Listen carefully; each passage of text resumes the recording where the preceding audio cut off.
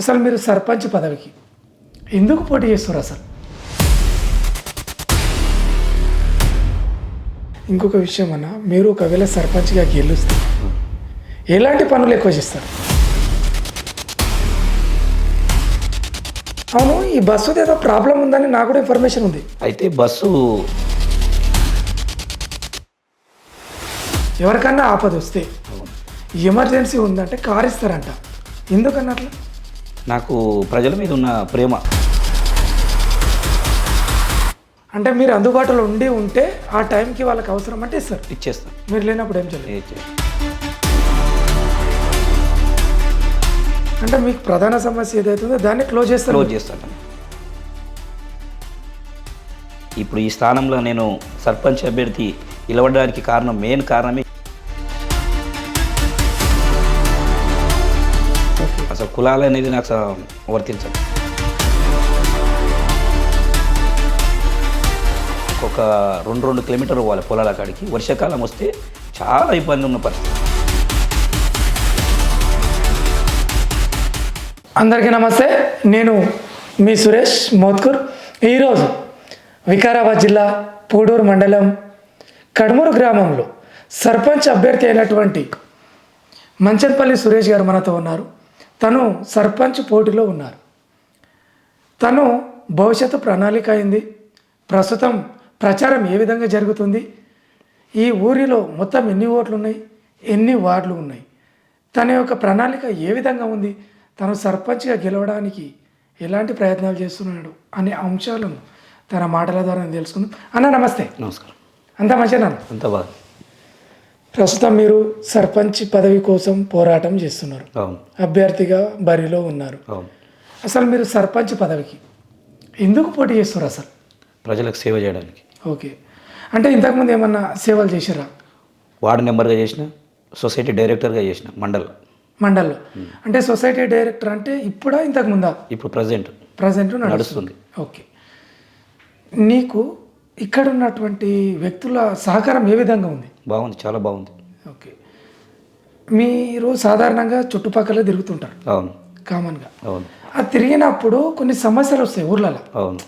నాకు ఇది లేదు, నాకు ఇది రాలేదు, అవును అని చెప్పేసి ఇట్లా కొన్ని ఉంటాయి. అవును. ఆ పరిస్థితులు ఎట్లా ఉంటాయి?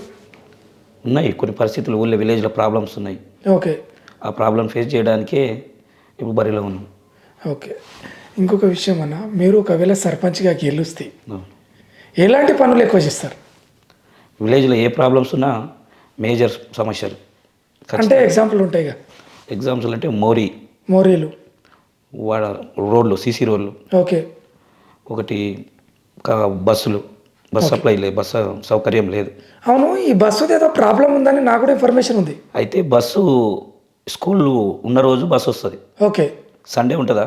ఓకే, సండే రోజు బస్సు రాదు. స్కూల్ పిల్లలకైతే ఎప్పుడైతే హాలిడేస్ ఉంటాయో హాలిడేస్లలో బస్సులు బంద్ చేస్తారు.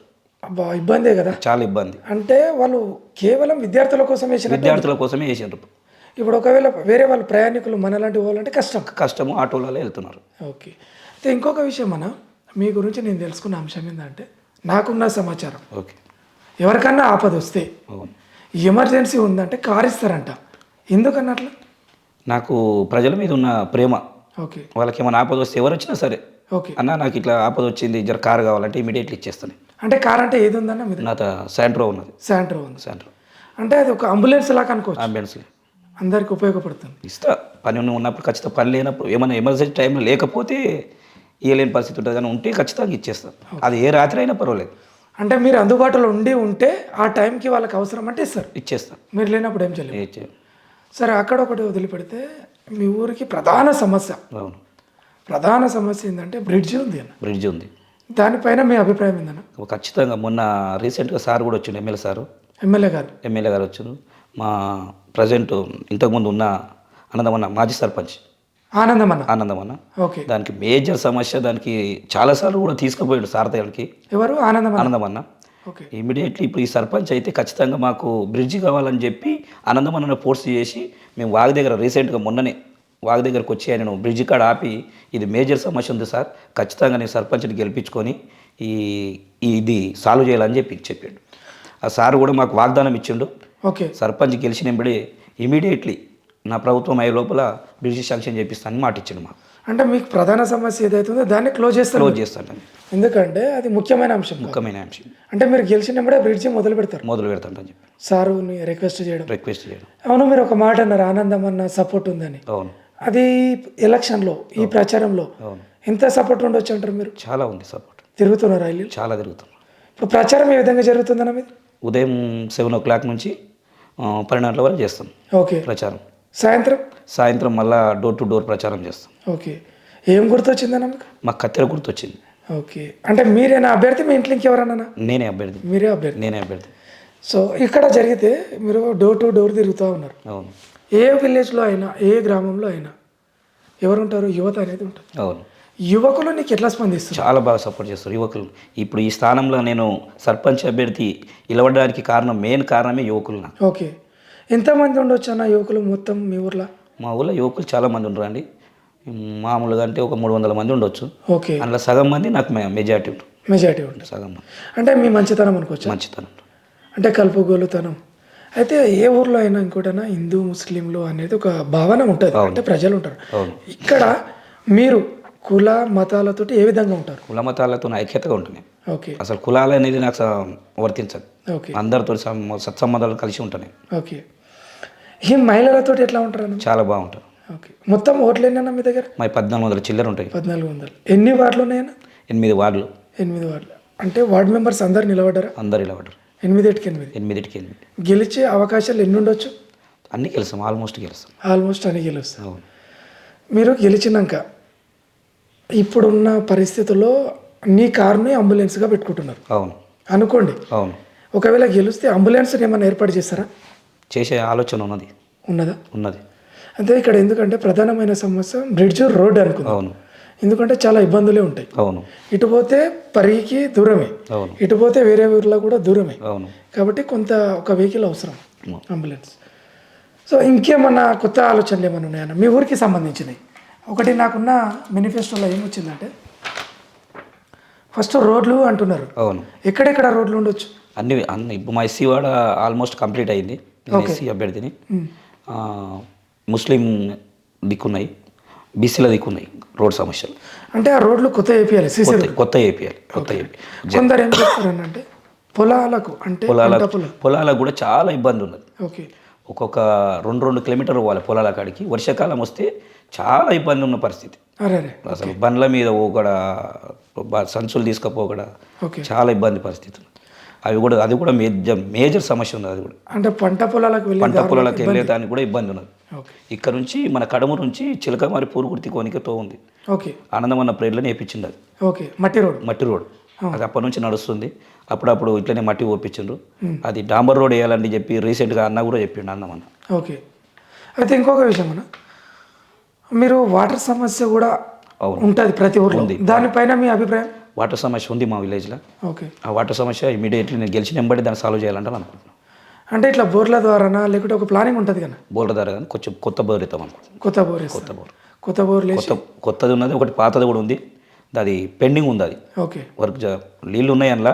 ఓకే. ఎండాకాలం వస్తే కొన్ని నీళ్ళు బంద్ అవుతాయి. ఇది వర్షాకాలం కాబట్టి ఇది నీరు బాగుంది. మోటార్ తెచ్చి దాన్ని ఇమీడియట్లీ దించేది ఉంది. ఓకే. ఇంకొక అంశం అన్న, ప్రస్తుతం ప్రజాపాలన జరుగుతుంది. ప్రజాపాలనలో ముఖ్యమైనటువంటి అంశం ఇందిరమ్మ ఇండ్లు. అవును. మీ ఊరికి ఇందిరమ్మ ఇండ్లు ఏమైనా వచ్చినాయా? 18 ఇండ్లు వచ్చినాయి మా ఊరికి. అవి కడుతున్నారు. ఇంకేమైనా అవసరం ఉన్నాయా? ఇంకా ఇండ్లు వచ్చేటున్నాయి మాకు. వచ్చేటున్నాయి. సార్ రీసెంట్గా కూడా చెప్పిండు 18 ఇండ్లు శాంక్షన్ చేసి 18 ఇండ్లు నడుస్తున్నాయి, వర్క్ నడుస్తున్నాయి. ఓకే. ఇంకా 70 ఇండ్లు ఇస్తాంటని చెప్పి మాకు మాట ఇచ్చిండు సార్. ఓకే.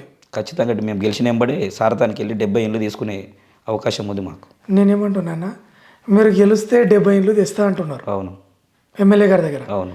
ఒకవేళ మీరు గెలిచిండ్రు అనుకోండి, గెలిచిన తర్వాత 70 ఇండ్లు తేకపోతే?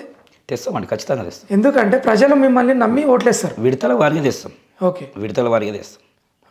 తెచ్చే జనాలకు ఇస్తున్నారు. అవును. ఓకే అండి. ఇప్పుడు పింఛన్స్ మీద మీ అభిప్రాయం అన్న?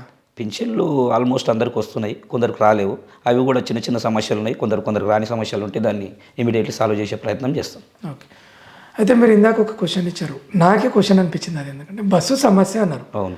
దాన్ని ప్రత్యేక దృష్టి పెట్టి చేస్తారా, ఏదో ఇట్లా తూతూ మంది? నేను ఇంతకుముందు కూడా మా ఊరు ఈ ప్రజలతోని మా ఊరి సీనియర్ లీడర్స్ ఉండరా వాళ్ళ లీడర్లు మేము కూడా కలిసిపోయి నా సొంత వెహికల్లో తోలుకపోయి నేను వాళ్ళని తోలుకపోయి వాళ్ళు మేము కలిసిపోయి bus Shadnagar depot okay depot secretary కానీ డిపో మేనేజర్ని కానీ కలిసినప్పుడు కూడా వాళ్ళు చెప్పిండ్రు మేము పంపిస్తామని చెప్పారు. అది సండే రోజు కొంచెం పబ్లిక్ తగ్గుంటారు కదా, అవును దానికోసం వాళ్ళకి మాకు ఇన్కమ్ వస్తలేదు, అవును అందుకే బంద్ చేస్తున్నామని చెప్పిండ్రు.